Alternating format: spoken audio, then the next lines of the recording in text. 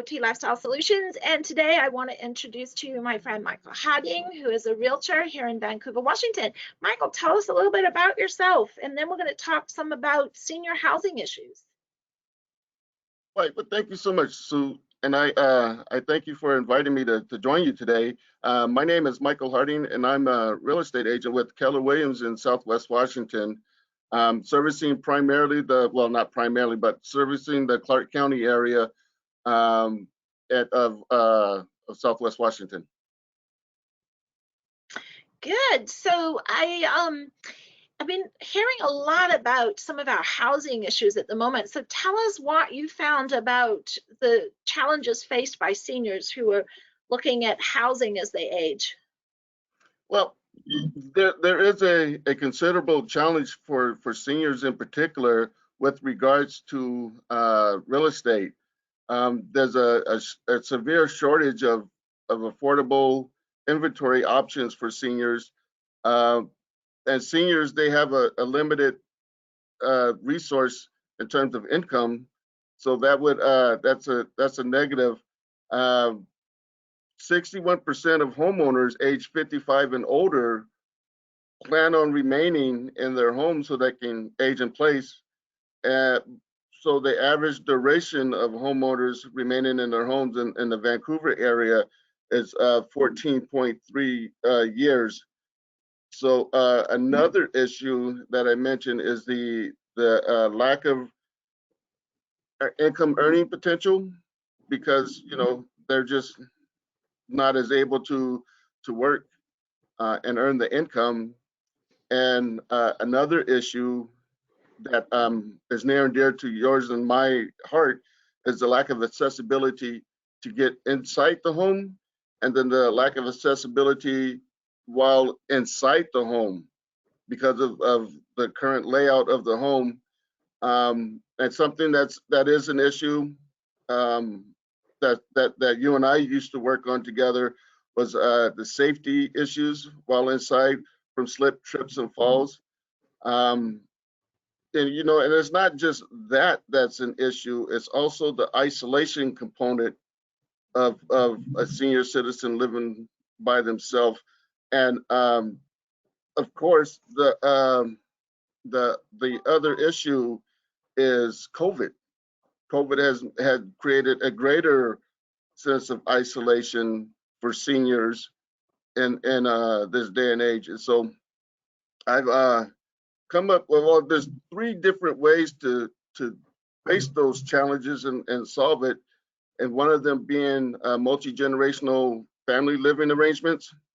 Home improvements are arrangements so that the senior can remain at home and age in place.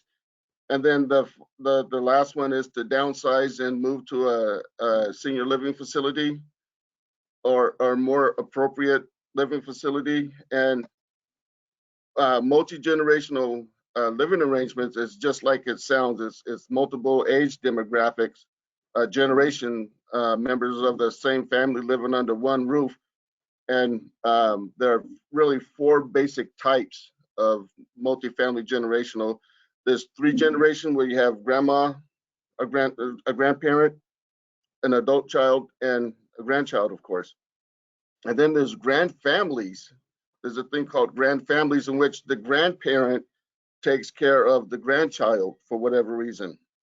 And then there's the two adult generations where there's an elderly parent and an adult child living under the same household. And the least common one is 4 or 5 generations living together under one roof. There's many benefits of this type of living arrangements. Of course, the financial benefit as it pertains to the seniors, help or support around the house, because an example is my mom. She was taking out her garbage one night and she slipped and fell and broke her ankle. So, we made it a rule. Mom's not going to take out her garbage ever again. And so situations like that won't happen if there's well, hopefully it wouldn't happen if there's multi-generational family living together. because either the adult child or the grandchild would take out the garbage. And then that improves the lifestyle of the elderly, of the senior citizen. And hopefully it strengthens the relationship between the elderly parent and the adult child, as you know, as the elderly parent, reaches the final stages of their life, you know. And then it gives them that companionship, and it eliminates the isolation that can occur. But on the flip side, there are some risks associated with multi-generational family living arrangements, and one of the is the inconvenience or crowding of having mom and or dad with you all the time. It's not always a great thing. And then it could be the component of lack of privacy, or them always adding their input when it's not needed. you know Yeah, so I noticed that for that, some of the cities now are allowing what they call ADUs, or additional dwelling units, yep, to be attached to the back of the house or the side, so that yep, it's kind of got some separateness but togetherness. yeah, and I'll touch on that in a little bit.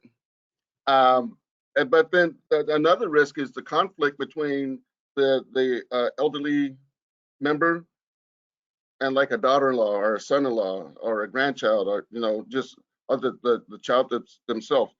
And then the no the roles and responsibilities not being outlined or not being respected. And so this concept of multi-generational family living arrangements is not new. In 1950, there were 32.2 multi-generational family households, are members of the United States living together under one roof. And the year 2000, it went up to 42 million. And 2016, that number grew to 64 million. So from 1950 to the year 2016, it doubled. And because of COVID, it has just increased considerably um, in that regard. So you touched on it earlier. Some builders have recognized the new norm of multi-generational family living, and they began to build dwellings with a separate entrance and separate kitchen and living space, so that they're together but separated. Think, if you will, like you said, the mother-in-law quarters. And so some advantages of that is the multi-generational family housing units tend to be larger in size to accommodate that extra living space, the extra, kitchen, and the whole separate thing. Um, and they it's just that that multi-generational family concept is probably here to stay. So that's something to take into consideration. So with regards to COVID, the pandemic has accelerated the need to combine the generations. And it's estimated that now more than 1 in 5 households have some sort of permanent multi-generational family living arrangement. And it's just staggering beyond numbers and beyond words and beyond belief, the number of seniors at risk of needing to consider a multi-generational family um, living, based on the challenges that I outlined earlier. And with regards to COVID, um, the need to accelerate it is because of the pooling of financial resources, so to lessen the impact of COVID, because you have underemployment from the adult children primarily. And what I mean by that is, if you would think of a restaurant that can only operate at 25 to 50% of capacity to slow the spread of COVID, well, that would eliminate the need for some hours it eliminate the need to have a full staff. And so Mhm. there's many different instances and examples that we can draw up to show how COVID could put a strain on the adult family. And so having mom, dad, or both of them move in can sometimes lead to some sort of financial relief. Uh, Another pulling example would be if they lost a job for a long-term period or a short-term period. I recently sold a house to a young lady who's a dental assistant, and when COVID first came and we had almost a complete shutdown of everything, she temporarily lost her job Yes. because they wanted to limit the exposure of people to COVID in the beginning. And so she lost her job, and that had an impact on her qualification. But it all worked out for her in the end. But again, if there's a family involved, then that could have a drastic impact on their financial situation, in which mom, dad, or both would need to move in, or have them join mom, dad, or in the senior's home. And the expiring of unemployment benefit. I know this has been extended, but there's always that outlier situation that is different and unique for that individuals, and so that individual. So there may come a need to have them move in because of that. So, and then the second reason why is the safety and care of the elderly family member, as a preventive measure to safeguard against COVID. Now, they may seem counterintuitive because you have, an elderly parent moving in with a large number of people, but it's better because then the adult child can go grocery shopping for mom or dad. Mhm. They can, take them to a medical appointment as opposed to hiring a Uber or a Lyft. And there's nothing against them, but you know, it's best for you to take care of mom or dad and provide the transportation if you can, rather than relying on someone, because you never know how thoroughly they clean out the vehicle after that last passenger who may or may not be exposed. So I'm just thinking in terms of that. So, but something that's near and dear to yours and mine heart is for those who live at home, but multi-generational family living arrangements is not an option. um, I would encourage someone to speak with someone like you, Sue, and our other occupational therapists, but I would go with you because I know you and I know your level of care and professionalism. So I strongly urge people to reach out to you if they're in this area. But I would encourage them to talk to someone of your skill set to determine what recommendations would be suggested in order so that they can stay in their home. Now, you and I met. Sorry, did I lose you? No, I'm still here.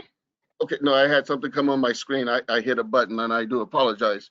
But you and I met as part of the CDM Caregiving Services Living with Dignity program. And what we did is we made slight modifications to the homes of senior citizens so that they can age in place and remain at home. Because, as Dorothy said, clicking her heels 3 times, there's no place like home to age in place. Okay, well, maybe she didn't say that part, but she said there's no place like home. And so some of the things that we did was we widened the doorways, or made recommendations, or we installed a ramp Mhm. leading to the front door or leading from the garage. Mhm. So that's another one that we did. We changed the flooring to a non-slip surface, um, and there was even times, one of them that we recommend that they remove the carpet because the carpet had those ripples in it, and Yes. the occupant at the time had a walker, and so she could walk, and then her walker would get caught on one of the ripples, and then that could cause her to fall over. And so we recommended that she get rid of her furniture. I mean, not her furniture. That's the next one. Change her furniture. And with the furniture, sometimes they have a big dining room table, but they just live there by themselves. So let's shrink that down. there's no need for that. So get new or narrower furniture.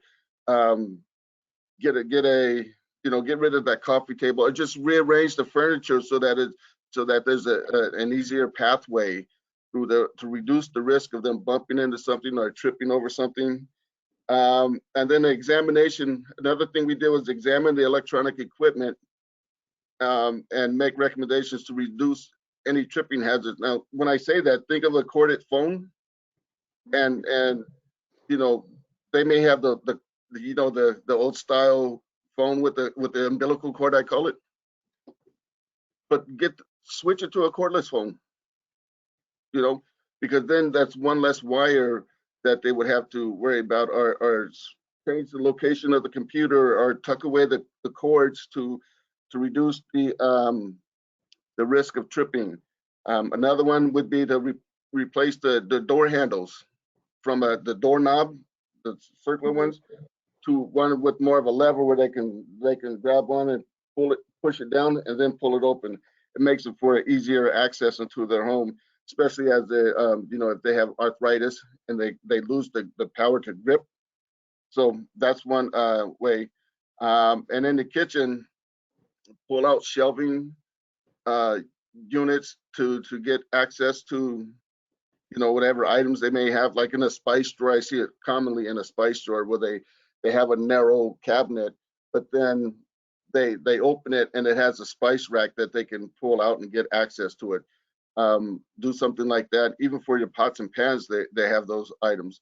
And then also a lazy Susan, to so that they don't have to reach, because if they can't reach as high, then what they typically do is they get a step stool, and that increases the likelihood, well, not likelihood, but the possibility of a fall.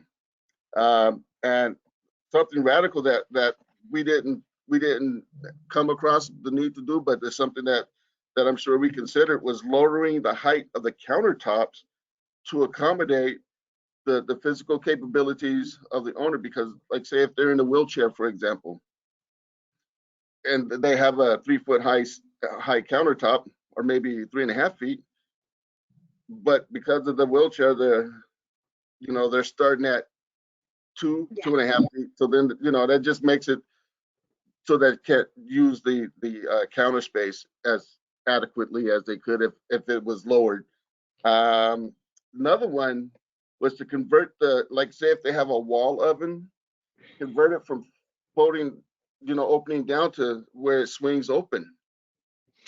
That Yeah. was something Hmm. that Yeah. could be done.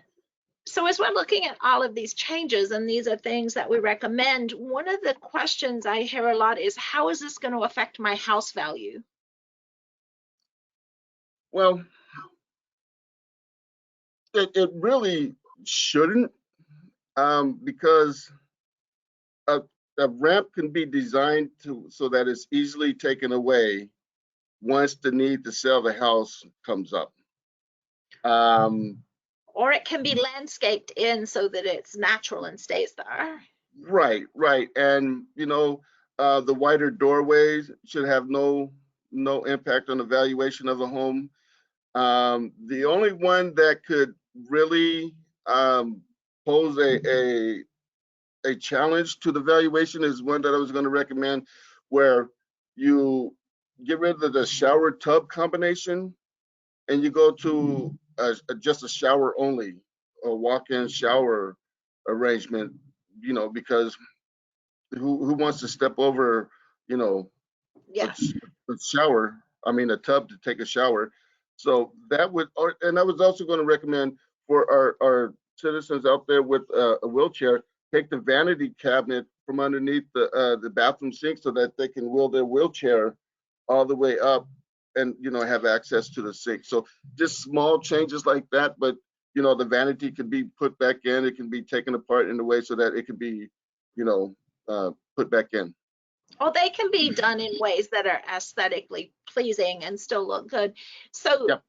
so not having a bathtub shower combination in a home may detract from the value, but if there were a couple of bathrooms and you just modified one, Right. that wouldn't be a problem. Right. So like if there's a full size master bathroom, connected to the master bedroom, then just having a shower that you can either walk in directly or wheel a wheelchair in directly, that will have no impact. So as long as the other bathroom, the one that the main bathroom that the rest of the household has access to, as long as that one retains its shower tub combination, then it won't have an impact. It'll probably be appreciated, honestly, because most adults, in our age group, tend to just take showers. Well, I mean, unless it's a special occasion, you really don't take a bath all that often. You normally shower because it's the quickest and most efficient way to practice hygiene. So, it's really not that big of a deterrent to have it in the master bedroom or master bath as opposed to the main bathroom. And even things like adding bars, I think if you steered away from it looking like a hospital thing, but Right. if you got those other options, it may actually add to the value versus detracting from it.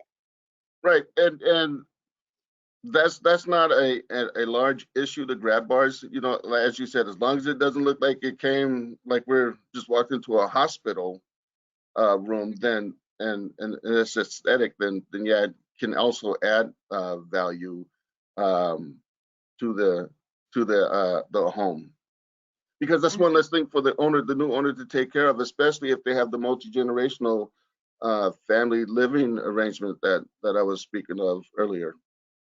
So there's many, Mm-hmm. many different ways that you can make changes, and many different things that can be done to both accommodate aging in place members of the household, and B, add to the resale value long term, or just make like we said, slight modifications to a home uh, so that it's easy to convert it back to a standard, house with all the things that people are looking for when they go to purchase a home.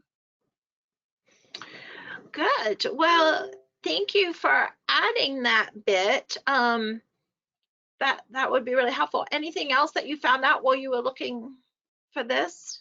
Well, the thing is the question is, how is that going to be paid for to have all those things done in terms of the countertops and things of that nature? So really, there's three ways to do it. I'm not a financial expert, but these are ways that I know that people have done it, and so I'm only going to speak of what I'm aware of. One would be to refinance the house, use some equity in the house to pay for the repairs. Another one would just be a home equity line of credit, where again you use the equity in your house to pay for that, especially if you're going to be there long term. And then another one would be what is known as reverse mortgage, and that's where the house pays you to live there. And there's three different ways that can be done. So the best thing I would recommend, like when it came to making renovations or modifications to the house, I suggested that they speak to an occupational therapist, preferably Sue. Um, but I would also talk to a mortgager who specializes in working with seniors, because they're well versed on things like this. And I can provide a list of mortgage Mm-hmm. experts in the area who are adept to work with seniors, and that can assist with that. Right now, the biggest obstacle in the way for seniors is finding contractors, licensed contractors that could take care of this, because they would rather. I don't want to make this sound like I'm saying anything negative, but they can get jobs that pays a lot better than installing a grab bar or Yeah. a ramp or something like that. And so if there's a whole house remodel that they can have, that they can get employment for, or installing a grab bar, they're going to take the long-term one, and the one with the most long-term job security. So it's not a slight against anyone in that industry, but it is how it is. So Yeah, it is uh, difficult right now. yeah, and also the material used to make the modifications. We're in a short supply of wood products. There's a shortage throughout the industry. I hear a lot of contractors and builders state that there's a lack of wood, usable wood, and then the cost has gone up considerably too Yeah, because the there's such cost is a short supply, yeah. and there's a lack of skilled labor because Mm-hmm. because the housing industry has really taken off in this area, and so there's a lack of skilled laborers to, number one, build the houses, and number two, make modifications for senior citizens. And so that's a big obstacle that's in the way. Yeah, there are some other sources of funding we talked about, like if they're a veteran, there's some veteran options. If they've Right. been If in they're a veteran, then there's- and it's service connected. Um, a common one is the loss of a lower limb. Like if they're an amputee, then they obviously would qualify for a grant for um, for modifications to the house. But there's also volunteer organizations of licensed contractors that come and make those modifications for veterans and for seniors. Because when we were doing the living with dignity, we relied on volunteer work. We relied on the contractors and the plumbers and the people of that and the carpet installers to provide in-kind services. And so there are people out there. Habitat for Humanity is one that could potentially partner with the senior, or Catholic Community Service is another one that we established a relationship with in order to get some jobs done. So as possible is what my point is.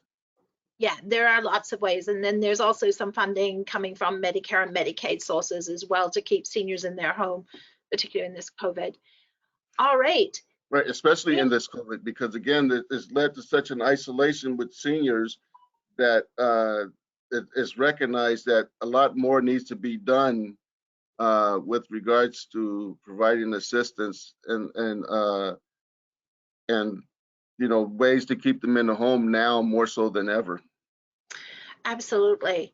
All right. Well, thanks for that interesting discussion on that. It's always seniors are wanting to stay in their home and trying to find ways to do that in our current real estate and economic climate is always interesting. Okay, well, let's talk some more as we go along with some things that we can help seniors with in the real estate market and with aging in place.